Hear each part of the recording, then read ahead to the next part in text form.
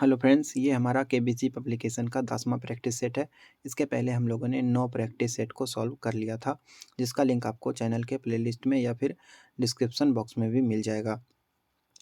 ये practice set जो है आने वाले बिहार एसएससी एग्ज़ाम के लिए काफ़ी ज़्यादा इंपॉर्टेंट है और इसमें जो है सेलेक्टेड प्रश्न दिए हुए हैं, जिनका कि दोबारा एग्ज़ाम में आने का चांसेस काफ़ी ज़्यादा है। और ये सेट जो है अभी मार्केट में काफ़ी ज़्यादा ट्रेंडिंग में है, तो इसको ध्यान से देखना है और सारे प्रश्नों को जो है याद करने का कोशिश करना है।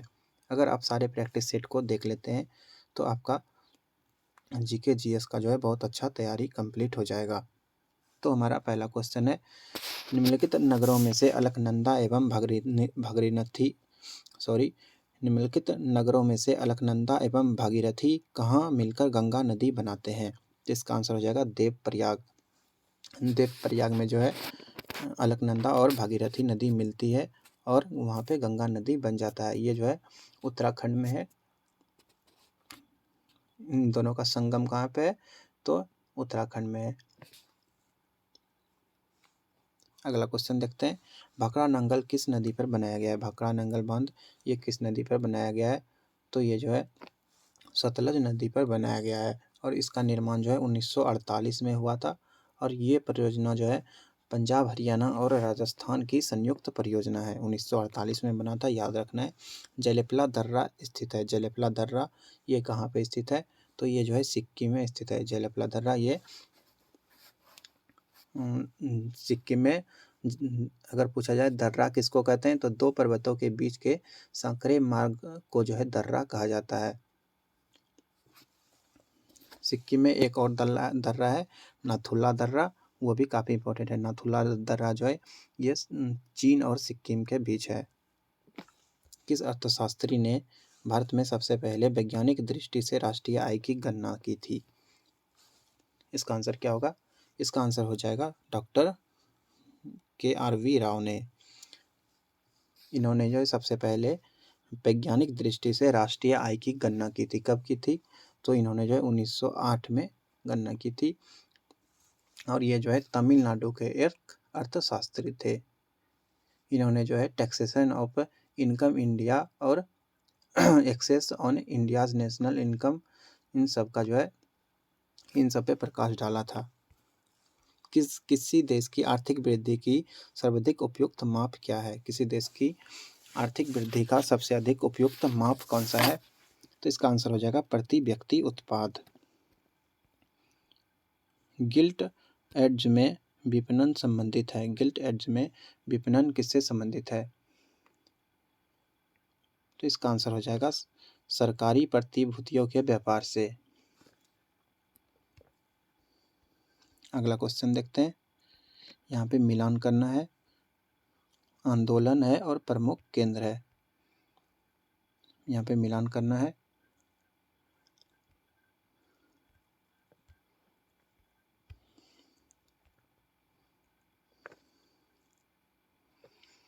तो मिलान करना है। नीले पौधे के लगाने वाला आंदोलन, नील के पौधे लगाने वालों का आंदोलन, ये कहाँ पे हुआ था? तो ये जो है ये चंपारण में हुआ था। खेतिहर आंदोलन, खेतिहर सत्याग्रह, ये कहाँ पे हुआ था? तो ये जो है खेतिहर सत्याग्रह ये खेरा में हुआ था। कपास मिल मजदूर का सत्याग्रह, तो ये जो है अहमदाबाद में हुआ था। असहयोग आंदोलन को बंद करने के लिए आंदोलन, ये चौरी चौरा में हुआ था। उसके बाद भागलपुर में नमक सत्याग्रह का नेतृत्व किसने किया था? भागलपुर में नमक सत्याग्रह का नेतृत्व किसने किया था भागलपुर में? तो इसका आंसर हो जाएगा महादेवलाल सर्राफ। नमक यात्रा कब शुरू हुआ था? तो 12 मार्च 1930 को, और ये जो है बिहार में 6 अप्रैल 1930 को पहुंचा था और महादेवलाल सर्राफ ने जो है भागलपुर से नमक सत्याग्रह का नेतृत्व किया था। भारत में प्रेस की स्वतंत्रता लोगों को प्राप्त है, क्योंकि प्रेस का स्वतंत्रता लोगों को प्राप्त है, क्यों प्राप्त है? तो इसका आंसर हो जाएगा यह विचार अभिव्यक्ति की स्वतंत्रता के अधिकार के निहित है। विचार एवं अभिव्यक्ति का स्वतंत्रता के अंतर्गत आता है ये। आइंस्टीन को नोबेल प्राइज किस किस कार्य के लिए मिला था? आइंस्टीन को नोबेल प्राइज ये किसके लिए मिला था? तो उनको जो है प्रकाश विद्युत प्रभाव फोटो इलेक्ट्रिक इफेक्ट के लिए जो है नोबेल प्राइज़ मिला था। कब मिला था? तो 1921 में मिला था। इन्होंने जो है प्रकाश विद्युत प्रभाव का खोज किया था। इन्होंने एक समीकरण भी दिया था, E बराबर mc²। याद रखना है इसको। यहाँ पे भी मिलान करना है प्रांतों और संसाधनों की उपलब्धता, उसके बाद संबंधित प्रांतों का नाम दिया गया है। तो अगला क्वेश्चन देखते हैं। ये क्वेश्चन काफ़ी लंबा है। इसका क्वेश्चन जो है आपको कमेंट बॉक्स में बताना है मिलान करके क्या होगा। हिमालयन यू नामक औषधीय पौधा भारत के निम्नलिखित में से किन प्रांतों में पाया जाता है? हिमालयन यू नामक औषधीय पौधा ये भारत के किस प्रांत में पाया जाता है? तो ये जो है भारत के हिमाचल प्रदेश तथा अरुणाचल प्रदेश में पाया जाता है, ध्यान रखना है। समुद्र पारीय भारतीय नागरिकता OIC योजना भारत में निम्नलिखित में से किस अधिनियम के द्वारा प्रारंभ किया गया था? तो इसका आंसर हो जाएगा नागरिकता संशोधन अधिनियम 2003 के द्वारा जो है समुद्र पारीय भारतीय नागरिकता योजना शुरू किया गया था। नागरिकता संशोधन अधिनियम 2003 के द्वारा।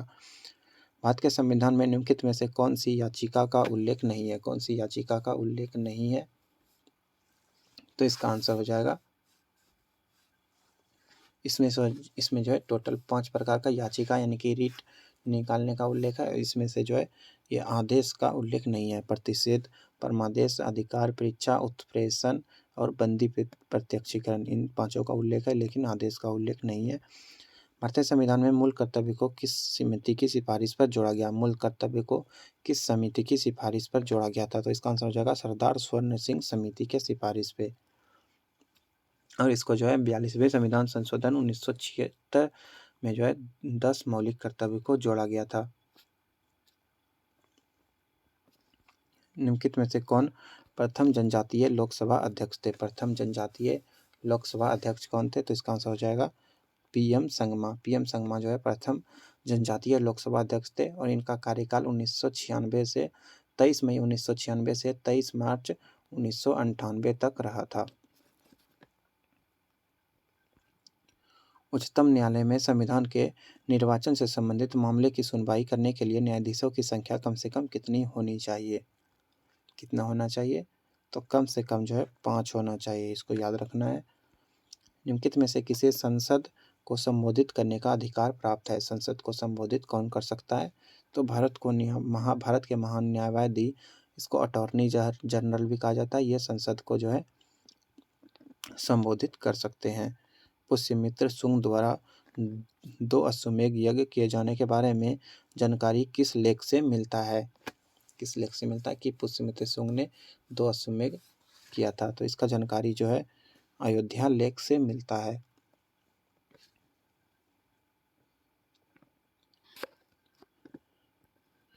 जलियांवाला बाग नरसंहार किस गांधीवादी सत्याग्रह के संबंध में हुआ था? इसका आंसर क्या होगा? तो ये जो है रॉलेट एक्ट सत्याग्रह के संबंध में हुआ था। कब हुआ था? 13 अप्रैल 1919 को हुआ था और जनरल डायर ने इसमें गोली चलाई थी। इस समय वायसराय कौन थे? तो लॉर्ड चैम्सफोर्ड। वह मुगल सम्राट जिसका 2 बार अभिषेक हुआ था, 2 बार राज्याभिषेक हुआ था, कौन सा मुगल सम्राट था? तो औरंगजेब का जो है 2 बार राज्याभिषेक हुआ था। एक बार 1658 को ईस्वी को आगरा में हुआ था और दूसरा बार जो है 1659 ईस्वी में और दिल्ली में हुआ था। 1658 में पहला और 1659 में दूसरा। औरंगजेब का 2 बार हुआ था। अगला क्वेश्चन, अमीर खुसरो किसके शिष्य थे? अमीर खुसरो किसके शिष्य थे? तो ये जो है शेख निजामुद्दीन औलिया के शिष्य थे। अमीर खुसरो को जो है तूतिया ए हिंदवी कहते हैं और भारत में तबला के आविष्कार का श्रेय जो है इन्हीं को जाता है, अमीर खुसरो को। ऋग्वेद में कई प्रतिषेधों में प्रयुक्त अघन्या शब्द संदर्भित है। अघन्या ये किससे संदर्भित है? तो अघन्या मतलब ये गाय होता है। ऋग्वेद में अघन्या मतलब होता है ना मारने योग्य। अघन्या का अर्थ होता है ना मारने योग्य, इसको ध्यान में रखना है। नर्मदा एवं तप्ती नदियों के मध्य स्थित है। नर्मदा एवं तप्ती नदी के बीच क्या स्थित है? तो इसका आंसर हो जाएगा सतपुरा पहाड़ियाँ। ये जो है नर्मदा और तप्ती नदियों के बीच स्थित है। और ये पर्वत श्रेणी जो है मध्य प्रदेश में मध्य प्रदेश में नर्मदा नदी के दक्षिण और तप्ती नदी के उत्तर में रीवा से लगाकर पश्चिम की ओर राजपीपला पहाड़ियों से होती हुई पश्चिम घाट तक फैली हुई है। कौन सा पहाड़ी? तो सतपुरा पहाड़ी। निम्नलिखित में से कौन सा माल के आयात हेतु विदेशी विनियमन की स्वीकृति देता है? कौन जो है माल के आयात हेतु विदेशी विनिमय की स्वीकृति देता है? इसका आंसर क्या होगा? इसका आंसर हो जाएगा भारतीय रिजर्व बैंक। भारत में सीमांत कृषि भूमि जोत का आकार है। सीमांत कृषि भूमि जोत का आकार कितना है? तो इसका आंसर हो जाएगा 1 हेक्टेयर से कम। भारत में कितने प्रतिशत लगभग किसान हैं? तो 67% यहाँ पे जो है किसान लोग हैं भारत में। याद रखना इसको। 1 रुपये के नोट पर किसका हस्ताक्षर होता है? तो 1 रुपये के नोट पर जो है वित्त मंत्रालय के सचिव का हस्ताक्षर होता है। वित्त मंत्रालय के सचिव का हस्ताक्षर होता है। और उसके बाद जो है बड़े जो नोट होते हैं उन पे रिजर्व बैंक के गवर्नर का हस्ताक्षर होता है। फिरोज तुगलक द्वारा स्थापित दार उल सफ़ा ये क्या था? तो ये जो है एक खैराती अस्पताल था। यहाँ पे जो है रोगियों को चिकित्सा के लिए ले जाया जाता था और इसमें जो है रोगियों को निःशुल्क इलाज किया जाता था और भोजन भी दिया जाता था। एक था दीवाने खैरात ये जो है एक दानशाला था। यहाँ पे दीवाने खैरात से सभी को दान दिया जाता था। और दीवाने सफ़ा ये एक प्रकार का हॉस्पिटल था। दीवाने सफ़ा मतलब हॉस्पिटल। प्रायद्वीपीय भारत की सबसे लंबी नदी कौन सी है? प्रायद्वीपीय भारत की सबसे लंबी नदी गोदावरी नदी को कहा जाता है। गोदावरी नदी की लंबाई 1465 किलोमीटर है। 1465 किलोमीटर है। और यह नदी जो है महाराष्ट्र के नासिक जिले के दक्षिण पश्चिम में त्र्यंबक गांव की एक पहाड़ी से निकलती है। कहाँ से निकलती है? महाराष्ट्र से निकलती है और बंगाल में जाकर गिरती है। गोदावरी को जो है दक्षिण की गंगा भी कहा जाता है और वृद्ध गंगा भी कहा जाता है। इसको याद रखना है। इसका सहायक नदी भी है प्रवरा, पूर्णा, मंजरा, वेनगंगा, वर्धा, पैनगंगा। ये सभी जो है इसका जो है सहायक नदी है। किसका सहायक नदी है? तो गोदावरी का। याद रखना है।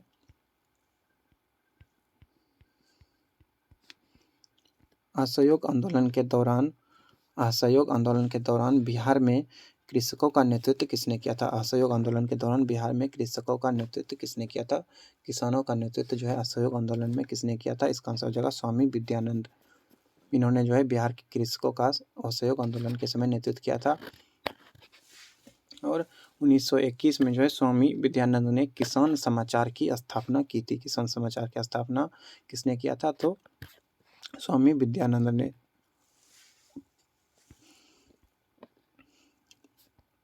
आधुनिक बिहार का निर्माता किसे माना जाता है? इसका आंसर हो जाएगा डॉक्टर सच्चिदानंद सिन्हा। इसका डॉक्टर सच्चिदानंद सिन्हा हो जाएगा। ये सच्चिदानंद सिन्हा जो है संविधान सभा के प्रथम वो अस्थायी अध्यक्ष भी रह चुके हैं और इन्हें ही जो है आधुनिक बिहार का निर्माता के रूप में जाना जाता है। भारत की केंद्रीय सरकार का पंचायती राज मंत्रालय निम्नलिखित में से किस वर्ष निर्मित हुआ था? इसका आंसर क्या होगा? इसका आंसर हो जाएगा 2004 में।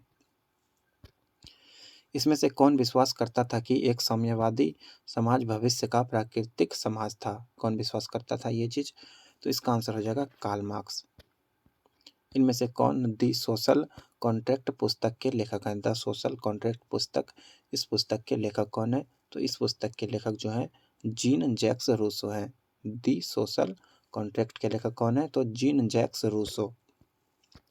पाकिस्तान और दी पार्टीशन ऑफ इंडिया किसने लिखा था? पाकिस्तान और दी पार्टीशन ऑफ इंडिया ये किसने लिखा था? तो इसके लेखक जो है डॉक्टर भीमराव अंबेडकर जी थे।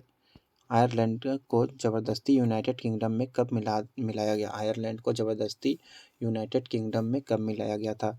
तो इसका आंसर हो जाएगा 1801 में।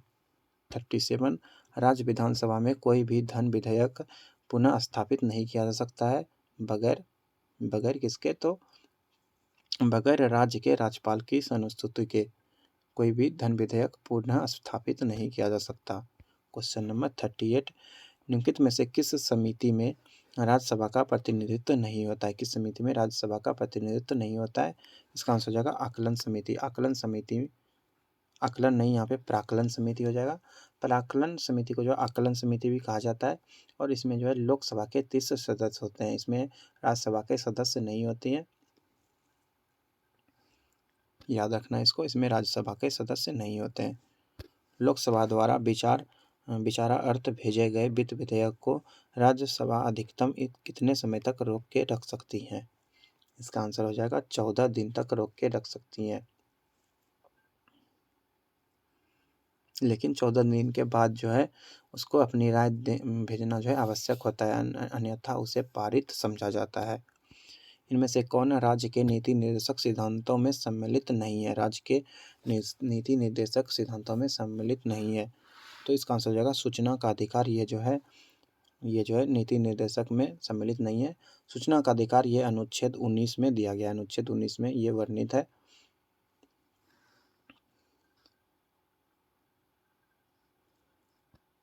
अगला क्वेश्चन, भारत का संविधान स्पष्टता प्रेस की आज़ादी की व्याख्या नहीं करता है, किंतु यह आज़ादी अंतर्निहित है किसमें? इसका आंसर हो जाएगा अनुच्छेद 19 के 1 में। अनुच्छेद 19 के 1 में जो है वाक स्वतंत्र की स्वतंत्रता है, इसी के अंतर्गत जो है प्रेस को भी स्वतंत्रता मिल जाता है। सर्व शिक्षा अभियान किसने प्रारंभ किया? सर्व शिक्षा अभियान ये किसने प्रारंभ किया था? तो ये जो है अटल बिहारी वाजपेयी ने शुरू किया था सर्व शिक्षा अभियान। किस वर्ष बाबर ने सुल्तान इब्राहिम लोदी को पानीपत की लड़ाई में पराजित किया था? तो इसका आंसर हो जाएगा 1526। इब्राहिम लोदी पहला ऐसा शासक था जो युद्ध के मैदान में मारा गया था, और इसी युद्ध में जो है बाबर ने पहली बार तुगलमा नीति का प्रयोग किया था और बुरी तरह से जो है मुगलों को हरा दिया था। मुगल को नहीं, दिल्ली सल्तनत वाले को हरा दिया था। इसी के बाद मुगल लोग आ जाते हैं।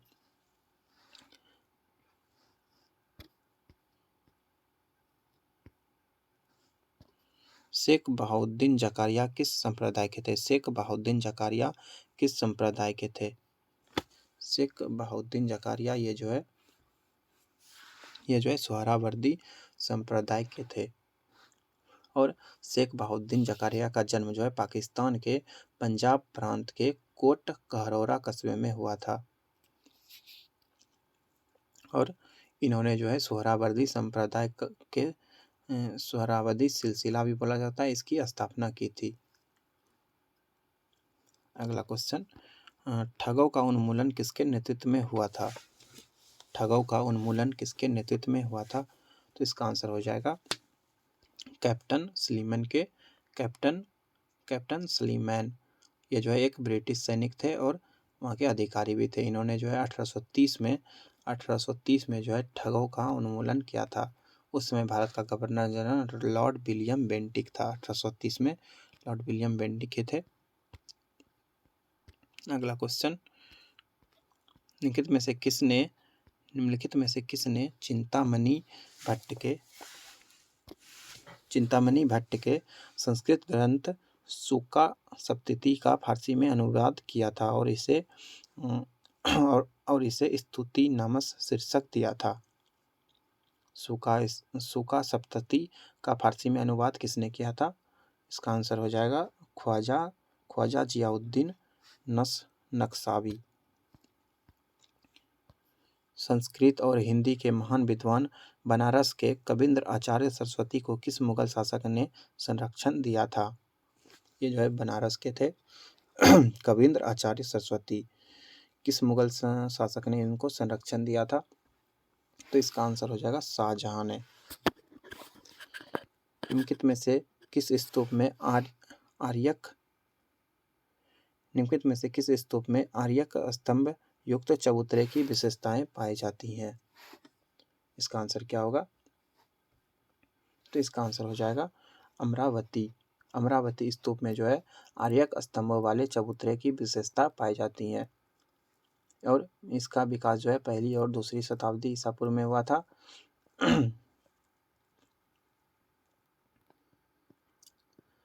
अगला क्वेश्चन देखते हैं। शेरशाह को अपनी वीरता से प्रभावित करने वाले जैता और कुंपा किस स्थान से संबंधित थे?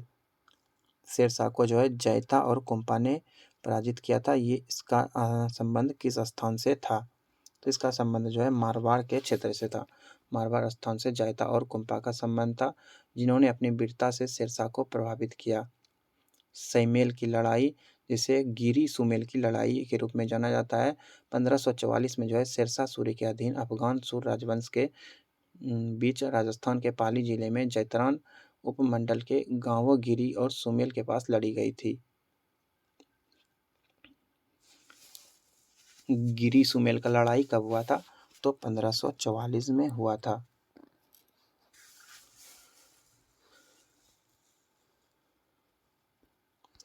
सत्य की खोज पर प्राथमिक जोर देने वाले सत्यशोधक समाज के संस्थापक कौन थे? सत्यशोधक समाज के संस्थापक जो है ज्योतिबा फूले थे और इन्होंने जो है 24 सितंबर 1873 को जो है सत्यशोधक समाज की स्थापना की थी।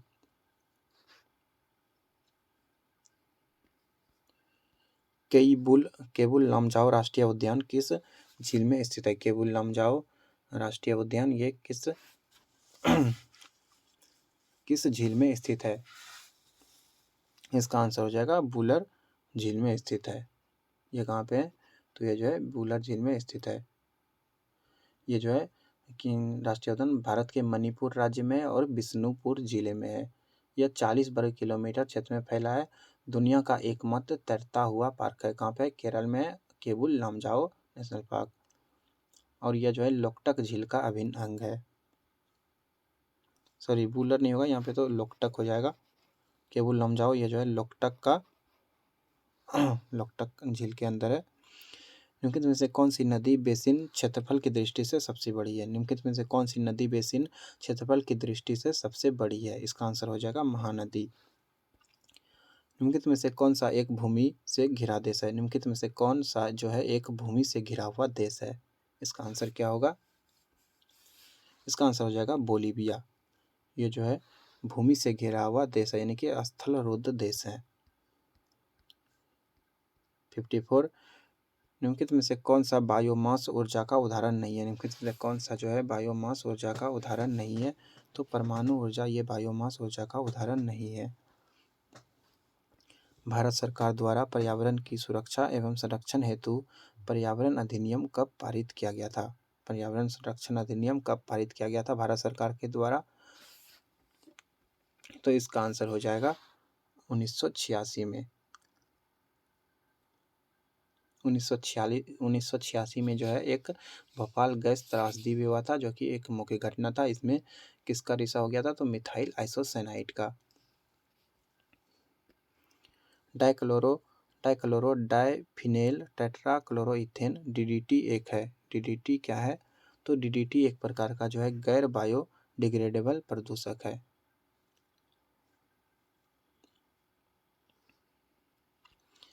हमारे द्वारा उपयोग किए जाने वाले अधिकांश ऊर्जा स्रोत संग्रहित सौर ऊर्जा का प्रतिनिधित्व करते हैं। निम्नलिखित में से कौन अंततः सूर्य की ऊर्जा से प्राप्त नहीं होता है? निम्नलिखित में से कौन जो है सूर्य की ऊर्जा से प्राप्त नहीं होता है? इसका आंसर हो जाएगा परमाणु ऊर्जा। परमाणु ऊर्जा जो है सूर्य से प्राप्त नहीं होता है। इसका उपयोग जो है बिजली बनाने के लिए किया जा सकता है, लेकिन इसे पहले विखंडन या संलयन के माध्यम से परमाणु से मुक्त किया जाना चाहिए। भूतापीय ऊर्जा किसको बोलते हैं? भूतापीय ऊर्जा पृथ्वी से निकलने वाले ऊष्मा को जो है भूतापीय ऊर्जा कहा जाता है। याद रखना ये सबको।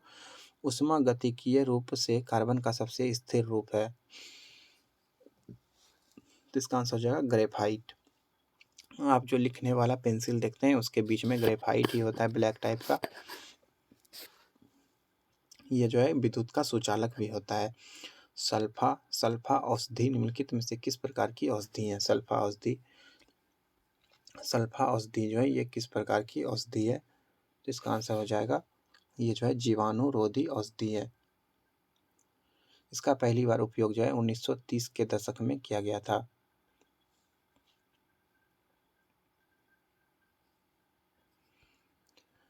निम्नलिखित में से किस प्रकार के ताप इंजन में कार्बोरेटर का उपयोग किया जाता है? किस प्रकार के ताप इंजन में कार्बोरेटर का प्रयोग किया जाता है? तो इसका आंसर हो जाएगा पेट्रोल इंजन में। पेट्रोल इंजन में जो है इस कार्बोरेटर स्पार्क इंजन का प्रयोग किया जाता है। कार्बोरेटर का इसी में प्रयोग होता है।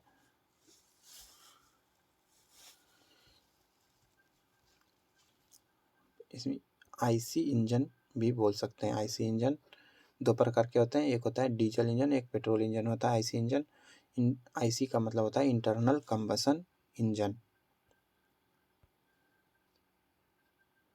निम्नलिखित में से कौन कीटों से प्राप्त नहीं होता है? निम्नलिखित में से कौन जो है कीटों से प्राप्त नहीं होता है? कौन जो है कीटों से प्राप्त नहीं होता है? तो मोती। मोती जो है ये कीटों से प्राप्त नहीं होता है। मोती जो है मोलस्का संघ के जीव पिक्टैडा से प्राप्त किया जाता है, जो कि कीट के श्रेणी में आता है। और बाकी ये तीनों जो है शहद, रेशम, लाख, ये सभी जो है ये सभी किससे निकाला जाता है? ये सभी जो है कीटों से निकाला जाता है। लाख जो है ये लेक्का एवं लेसिफर लेक्का नामक कीटों से प्राप्त होता है। शहद किससे निकलता है? मधुमक्खी से निकलता है। स्पेक्ट्रम में कौन सा रंग सर्वाधिक विचलित होगा जब वह प्रिज्म से गुजरेगा? प्रिज्म से गुजरेगा तो सबसे अधिक कौन सा रंग विचलित हो जाएगा? तो बैगनी रंग जो है सबसे अधिक विचलित होता है। बैगनी रंग जो है सबसे अधिक विचलित होता है और सबसे कम जो है लाल रंग विचलित होता है। क्वेश्चन नंबर 63, एसी को डीसी में बदलने के लिए किस युक्ति का काम लिया जाता है? तो इसका आंसर हो जाएगा, क्या आंसर होगा? तो दृष्टिकारी रेक्टिफायर भी बोला जाता है। मानव शरीर की सबसे बड़ी ग्रंथि कौन सी है? मानव शरीर की सबसे बड़ी ग्रंथि कौन सी है? तो इसका आंसर हो जाएगा यकृत जो है ये मानव शरीर की सबसे बड़ी ग्रंथि है। यकृत के द्वारा पित्त रस का स्राव किया जाता है, जो पित्ताशय में जमा रहता है।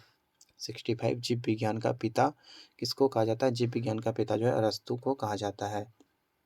अरस्तु को जीव विज्ञान और वनस्पति विज्ञान दोनों का पिता कहा जाता है। अरस्तु जो है ये यूनान के थे, यूनान के नागरिक थे। किस विटामिन की कमी से अंधापन हो सकता है? अंधापन ये विटामिन ए की कमी से होता है। विटामिन सी की कमी से स्कर्वी, विटामिन बी से बेरी और विटामिन डी से रिकेट्स का बीमारी हो जाता है। सबसे अधिक क्रियाशील धातु कौन सा है? सबसे अधिक क्रियाशील धातु जो है पोटेशियम हो जाएगा।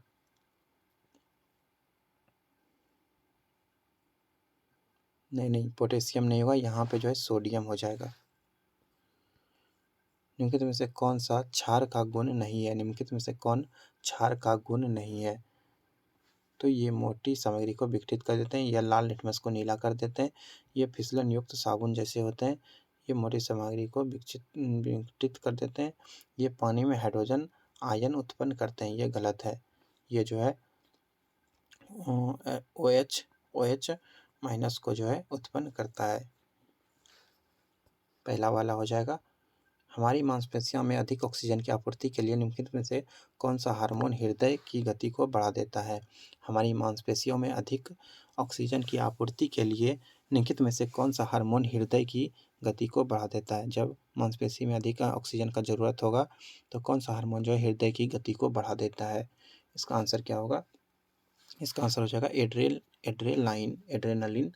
यही जो है हृदय की गति को बढ़ा देता है। जिन धातुओं को पीट कर पत्थर का रूप यानी कि चादर का रूप दिया जा सकता है वह क्या कहलाता है? तो उसको जो है तन्य धातु कहा जाता है। ठंड के समय में लोहे के गुटके और लकड़ी के गुटके को प्रातः काल में छुए तो लोहे का गुटका ठंडा लगता है, क्यों? लोहे का गुटका ठंडा लगता है, क्यों लगता है? तो लकड़ी की तुलना में जो है लोहा ऊष्मा का अच्छा चालक है। 72, पानी की अस्थायी कठोरता के लिए निम्न में से कौन उत्तरदायी है? पानी की अस्थायी कठोरता के लिए निम्न में से कौन सा उत्तरदायी है? तो इसका आंसर हो जाएगा अस्थायी कठोरता के लिए जो है कैल्शियम और मैग्नीशियम उत्तरदायी होता है। कैल्शियम और मैग्नीशियम के क्लोराइड और सल्फेट। चूहे मारने का जहर किस रासायनिक पदार्थ से बनता है? चूहे मारने का जहर ये किस रासायनिक पदार्थ से बनता है? तो पोटेशियम साइनाइड से जो है चूहे मारने का दवाई बनाया जाता है। मेंडल ने अपने शोध के लिए जिस पौधे का प्रयोग किया था वो क्या चीज़ का पौधा था? वो सेम का पौधा था? नहीं था। बैगन का था? नहीं था। वो मटर का पौधा था। मटर का पौधा, ये सही हो जाएगा। इन्हों जो है ग्रेगर जॉन मेंडल को जो है आनुवांशिकता के पिता भी कहा जाता है। स्थिर जल पर तेल छिड़कने पर मलेरिया का नियंत्रण किया जा सकता है, क्यों? कहीं भी अगर पानी जमा है तो वहाँ पे तेल उस पर छिड़क कर जो है मच्छरों को नष्ट किया जा सकता है और मलेरिया से बचा जा सकता है। क्यों? तो इसका आंसर हो जाएगा मच्छर के लार्वा श्वास नहीं ले सकते हैं। महासागर में डूबी हुई वस्तुओं की स्थिति जानने के लिए किस यंत्र का प्रयोग किया जाता है? इसका आंसर हो जाएगा सोनार का। सोनार का पूरा नाम होता है sound navigation and raising, SONAR, सोनार। निम्नलिखित में से सबसे भारी धातु है। सबसे भारी धातु कौन सा है निम्नलिखित में से? इसका आंसर हो जाएगा पारा। पारा जो है ये काफ़ी ज़्यादा भारी होता है।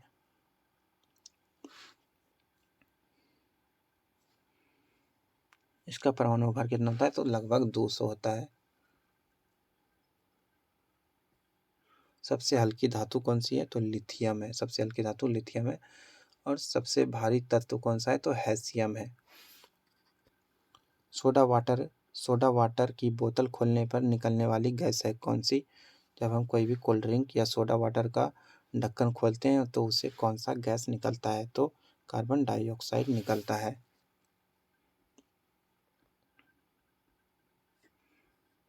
अगला क्वेश्चन 79, निम्नलिखित में से कौन सा विटामिन प्रतिस्कंदक विषों के प्रतिकारक के रूप में प्रयोग किया जाता है? इसका आंसर हो जाएगा विटामिन के। विटामिन के जो है प्रतिस्कंदक विषों के प्रतिविष के रूप में प्रयोग किया जाता है। ये रक्त के थक्का जमने में मदद करता है। कॉस्मिक किरणें ये जो है कैसी होती है? तो ये जो है आवेशित कण होती हैं। इसमें कौन सा आवेश होता है? तो ये जो है धन आवेशित प्रोटॉन होते हैं।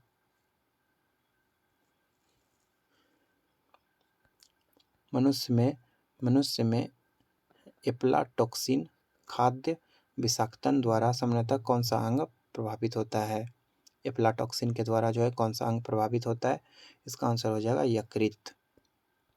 किरोसिन में निम्नलिखित में से कौन सी धातुएं संग्रहित हैं? किरोसिन में कौन सा धातु होता है? तो इसका आंसर हो जाएगा पोटेशियम और सोडियम। किरोसिन में जो है पोटेशियम और सोडियम बहुत मात्रा में होता है।